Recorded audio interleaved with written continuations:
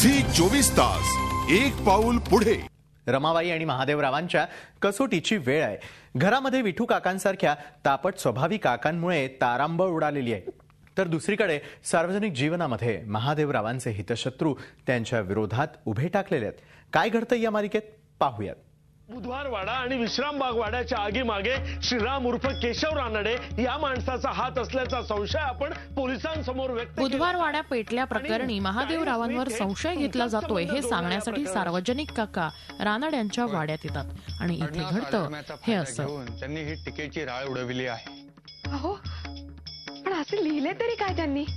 यांनी असे लिहिले आहे की वाड्यांना आग लावणारा गृहस्थ रानडे आडनावाचा असल्याचे खात्रीलायक सूत्रांकडून समजले। यावरून आमचा आजवरचा होरा खरा होता हे सिद्ध होते।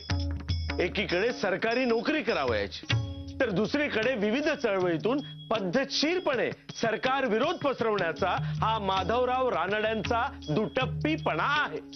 आज समाजात सरकार विरोधात वातावरण निर्मिती करणाऱ्या गोष्टींचे खरे सूत्रधार माधवराव रानडेच आहेत आणि आता तर त्यांनी सरकारी मालमत्तेचे नुकसान करण्यापर्यंत मजल मारली। महादेवराव हे सगळं प्रकरण सनदशीर मार्गाने सोडवण्याचं सूत्रधारही माधवराव रानडेच आहेत।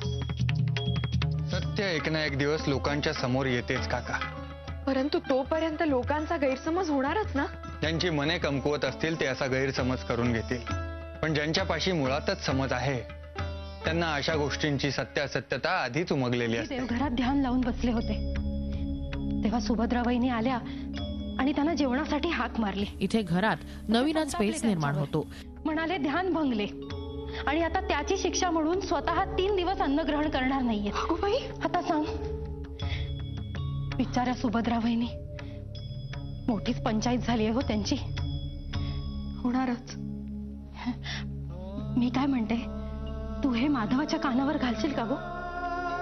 बाळम भटजींकडून सारे प्रकरण आपणास कळलेच आहे, परंतु मुंबईच्या वर्तमानपत्रांनी सुद्धा सार्वजनिक सभा आणि विशेषतः स्वतःचा संबंध या आगीशी जोडून मोठेच रान उठविले आहे। विठू काका सुभद्रा काकूंवर चिडतात आणि 3 दिवस अन्न पाणी न घेण्याचा निर्णय घेतात। हे रमाबाईंना कळताच त्या यावर तोडगा काढतात, तो असा। घरातील गोष्टींमध्ये त्यांस गुंतविणे बरे नाही वाटत। आपली परवानगी असेल तर काही वेळ मी येथे देवघरात बसले तर चालेल?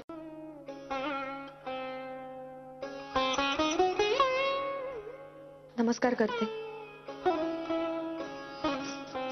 सुखी रहा।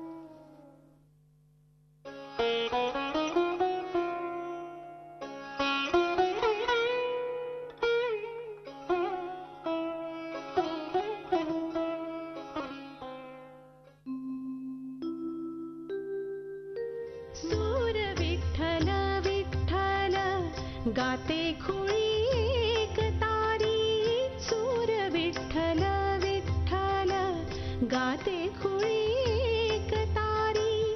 विठोबाच्या दर्शनास जन्म होई वारी। वा मुली वा, काय गोड कळा। रमाबाईंच्या या तोडग्यावर आता घरातले सारेच खुश होणार हे नक्की। आळवतेस देवाला, हे वाकी छान जमते तुला, मन प्रसन्न केलेस।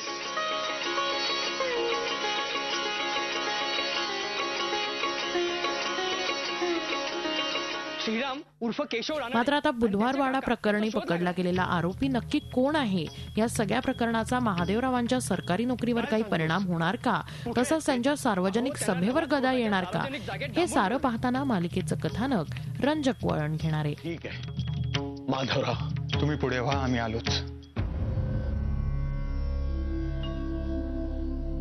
झी 24 तास एक पाऊल पुढे।